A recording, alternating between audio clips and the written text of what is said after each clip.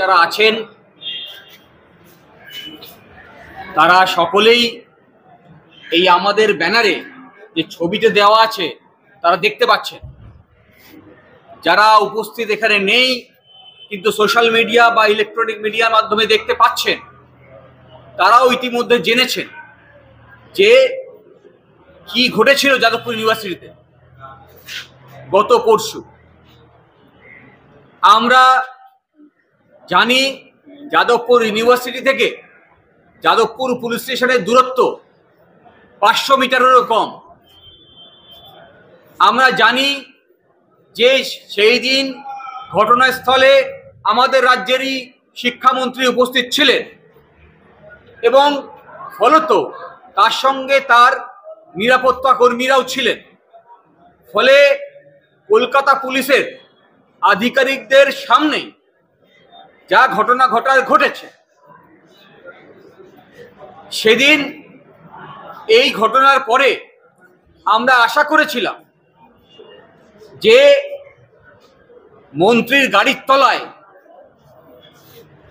যে ছেলেটি চাপা পড়ল তারপরেই গাড়িটাকে পুলিশ স্টপ করবে, গাড়ির যে মালিক তার খোঁজ করবে এবং যারা অপরাধী তাদেরকে কাস্টডিতে নেবে। কিন্তু তা হয়নি। এ ঘটনা পশ্চিমবঙ্গে কোনো ব্যতিক্রম নয়। তা হয়নি এই কারণ গাড়ির মধ্যে যিনি বসেছিলেন তিনি এ রাজ্যের শিক্ষামন্ত্রী। ছাত্রদের দাবি ছিল ছাত্র সংসদের নির্বাচন করতে হবে, ছাত্রদের প্রতিনিধি থাকবে, তারা শিক্ষা বিষয়ক আলোচনার মধ্যে থাকবে।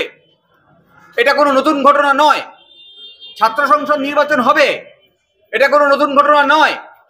কিন্তু যবে থেকে এই তৃণমূল সরকার ক্ষমতায় এসেছে তবে থেকে ছাত্র সংসদ নির্বাচন বন্ধ। গণতান্ত্রিক প্রক্রিয়ায় কোনো প্রতিনিধি ইউনিভার্সিটির অ্যাডমিনিস্ট্রেশনে পার্টিসিপেট করবে না, তা নিশ্চিত করতে হবে। আর মন্ত্রীকে পেয়ে যখন ছাত্ররা বলেছিল যে আমাদের দাবি শুনুন, আমাদের অনেক অভিযোগ আছে, শুনতে হবে আপনাকে, আপনি শিক্ষামন্ত্রী রাজ্যের, আপনাকেই তো অ্যাড্রেস করতে হবে এইসব সমস্যা, নির্বাচন করতে হবে, এটাই তো আপনার। তিনি শুনবেন না।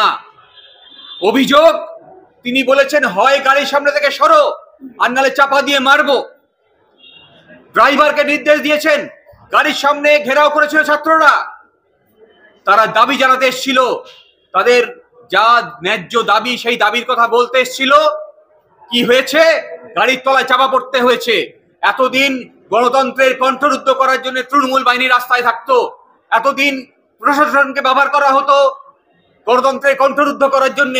এবার স্বয়ং রাজ্যের মন্ত্রীর গাড়ি, স্বয়ং রাজ্যের মন্ত্রী রাস্তায় নেমেছেন গণতন্ত্রের কণ্ঠরুদ্ধ করার জন্য। যারা এই দাবি নিয়ে যারা আন্দোলন করতে রাস্তায় নেমেছে তাদের উপর দিয়ে গাড়ি চালাচ্ছে শিক্ষামন্ত্রী। কাদের উপর গাড়ি চালাচ্ছে? যিনি শিক্ষার দায়িত্বে আছেন। কিসের জন্যে? রাজ্যে শিক্ষার প্রসারের জন্যে, শিক্ষার বর্ধনের জন্যে। সেই শিক্ষার অঙ্গনে ছাত্ররাই হচ্ছে আমাদের সম্পদ, সেই শিক্ষাঙ্গনে শিক্ষকরা হচ্ছে আমাদের সম্পদ। সেই শিক্ষক, এই ছাত্রকে গাড়ি চাপা দিয়ে মারতে চাইছে রাজ্যের শিক্ষামন্ত্রী। এই রকম দিন আমাদের দেখতে হবে। আমরা ভাবিনি, আমরা শিহরিত হয়েছি, সারা পশ্চিমবঙ্গের মানুষ শিহরিত হয়েছে যে রাজ্যের শিক্ষামন্ত্রী গাড়ি চাপা দিচ্ছে বিশ্ববিদ্যালয়ের মধ্যে এসে সেই বিশ্ববিদ্যালয়ে একটি ছাত্রকে। আর যখন এই ঘটনা ঘটছে, আমাদের সংবিধানে তো লেখা আছে আইনের চোখে সবাই সমান। স্টেট কাউকে আইনের চোখে ডিসক্রিমিনেট করবে না, আর্টিকেল 14 আমরা আইনজীবী আবার মনে করাই। আর আমরা কি দেখলাম? একটা ঘটনা নিয়ে 7খানা অভিযোগ হয়েছে। প্রথম অভিযোগ করেছে কলকাতা পুলিশ, যাদবপুর থানার পুলিশ। সেই অভিযোগে লিখছে তাদের নাকি একটা ইউনিয়ন রুম পুড়িয়ে দেওয়া হয়েছে। আর পরবর্তীকালে সেই ইউনিয়ন রুমের যারা মালিক, সেই ইউনিয়ন তিনিও অভিযোগ করছেন সেখানে এই সব পুড়িয়ে দেওয়ার গল্প ছিল না। পরে দেখবেন ছোট ছোট করে লিখেছে পুড়িয়ে দেওয়া হয়েছে, কারণ আগে পুলিশ লিখে দিয়েছে পুড়িয়ে দেওয়া হয়েছে। তাকে মন্ত্রীকে বাঁচাতে হবে, অপরাধীকে বাঁচাতে হবে, এই হচ্ছে তার উদ্দেশ্য। তাহলে যাদেরকে অপরাধ ঘটে যাওয়ার পরে তদন্ত করার কথা নিরপেক্ষভাবে, তারা অপরাধীকে আড়াল করার চেষ্টা করছে, অপরাধকে আড়াল করার চেষ্টা করছে। আর ধরা পড়ছে কে? ধরা পড়ছে একটা পিছিয়ে পড়া বর্গের ছেলে, যে দূর বীরভূম থেকে কলকাতায় পাড়ি দিয়ে কলকাতায় এসছে লেখাপড়া শেখার জন্য। কি নাম যেন ছেলেটার? শাহিল আলী। সেই শাহিল আলীকে রাত্রেবেলা অ্যারেস্ট করলো, কোনো অভিযোগ নেই তার বিরুদ্ধে। একটা পিছিয়ে পড়া বর্গের ছেলে, তারা অনেক কষ্ট করে তাদের এই সেই ছোটবেলাকার যে প্রতিবন্ধকতা, সামাজিক অর্থনৈতিক সেই প্রতিবন্ধকতা পেরিয়ে তারা যখন শিক্ষাঙ্গনে কলকাতার বুকে পড়তে এসছে, তাদের অপরাধ কি? তাদের অপরাধ হচ্ছে তারা গলা তুলে প্রতিবাদ করেছে, তারা অপরাধের বিরুদ্ধে কথা বলেছে, তারা ন্যায়ের কথা বলেছে। আর তার জন্যে মাঝরাত্রে 2:30টার সময় পুলিশ তাকে অ্যারেস্ট করছে। যে কে পালিয়ে যাচ্ছিল, সে তো ঘটনার পরে তিনি নিজের বাড়িতেই ছিল। পালিয়ে যে গেছে তার নাম হচ্ছে রাজ্যের শিক্ষামন্ত্রী ব্রাত্য বসু। পালিয়ে যে গেছে তার নাম হচ্ছে সেই ইউনিভার্সিটির শিক্ষক ওম প্রকাশ মিশ্র। আমরা জানি আইনে আছে যে এইরকম যদি হিট অ্যান্ড রানে কেস হয় তাহলে ইমিডিয়েটলি তাকেই পুলিশকে রিপোর্ট করতে হবে। তাহলে সেখানে পুলিশ তো ছিল, রাজ্যের মুখ্যমন্ত্রী, রাজ্যের শিক্ষামন্ত্রী, তিনি সংবিধানের শপথ নিয়ে মন্ত্রী হয়েছেন, তার দায়িত্ব ছিল পুলিশকে গিয়ে রিপোর্ট করা যে এই ধরনের ঘটনা ঘটেছে। যদি পুলিশ নিজে রিপোর্ট না করে, তাহলে যার পালিয়ে যাওয়ার কথা ছিল না, যার দায়িত্ব ছিল আইনের শাসন প্রতিষ্ঠা করা, তিনি পালিয়ে যাচ্ছেন হিট অ্যান্ড রান করে, তিনি পালিয়ে যাচ্ছেন একটা স্টুডেন্টকে গাড়ির তলায় কুচলে দিয়ে। আর যে প্রতিবাদ করে ঘরে শুয়ে আছে মাঝরাত্রে 2:30টার সময়, তাকে ঘর থেকে তুলে নিয়ে আসছে এই ছাত্রটিকে।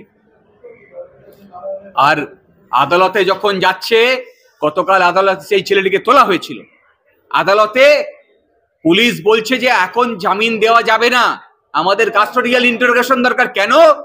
মাথা ধরতে পারছে না। আরে মাথা তো কুচলে দেওয়া হয়েছে ছাত্রের, আর যে মাথা ধরতে চাইছেন সে মাথা ধরার মেরুদণ্ড আপনার নেই, কারণ সে গাড়ির কাঁচ আটকে বটকে বসে আছে। তাই আমরা আইনজীবী, আমরা আজকে প্রতিবাদে সামিল হয়েছি। আমরা প্রতিবাদে সামিল হয়েছি এ কারণেও যে আমাদের আদালত প্রাঙ্গণে সাংবাদিক আমাদের কাছে খবর এসছে, সংবাদ সংগ্রহ করতে গিয়ে তাকে হেনস্থা হতে হয়েছে। অভিযোগ আইনজীবীদের বিরুদ্ধে। ঘটনা যাই হয়ে থাক, আইনজীবীদের বিরুদ্ধে এই ধরনের অভিযোগ ওটা আমাদের আইনজীবী ফ্রেটার্নিটির জন্য ঠিক নয়। ফলে আমরা যারা আইনজীবী আছি তাদের আমাদের সচেতন হতে হবে, যাতে এই ধরনের ঘটনার আর অভিযোগ না ওঠে, এই ধরনের ঘটনা না ঘটে। আমরা শুনেছি যে শাসক দলের আইনজীবীদের একটা অংশ নাকি এই ধরনের ঘটনা ঘটিয়েছে। ঘটনা যাই হোক, পুলিশ যেন নিরপেক্ষভাবে তদন্ত করে এবং যে সত্যি ঘটনা আছে তা যেন সামনে আসে। আমরা রাস্তায় থাকবো গণতন্ত্রকে প্রতিষ্ঠা করার জন্যে, আমরা রাস্তায় থাকবো এই সংবিধানকে প্রতিষ্ঠা করার জন্যে। আমরা আদালতেও আমাদের আইনি সহায়তা করে যাব। যারা ভিকটিম হয়েছেন এই ঘটনার, তাদের সকলকে আইনি সাহায্য দেওয়া আমাদের দায়, আমাদের সংগঠন অঙ্গীকারবদ্ধ। এই বলে আমার বক্তব্য শেষ করলাম। নমস্কার।